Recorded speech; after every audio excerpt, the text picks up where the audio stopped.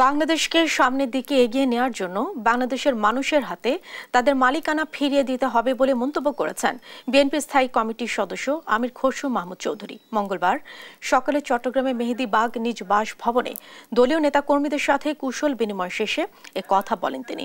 এ সময় তিনি আরও বলেন, ফ্যাসিস্ট একটি শক্তি ছিল, আবার আরও একটি শক্তি দেখা যাচ্ছে তারা অন্যভাবে ক্ষমতায় থাকার জন্য নতুন নতুন পন্থা বের করছে।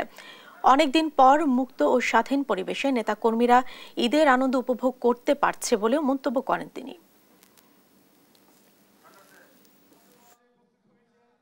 ফ্যাসিস্ট একটা শক্তি, আবার আরেকটা শক্তি আছে যারা ফ্যাসিস্ট একভাবে ক্ষমতা দখল করে থাকে, আবার আরেকটা শক্তি দেখা যায় তারা অন্যভাবে ক্ষমতায় থাকার জন্য তাদের আরেকটা নতুন নতুন পন্থা বাইর করে।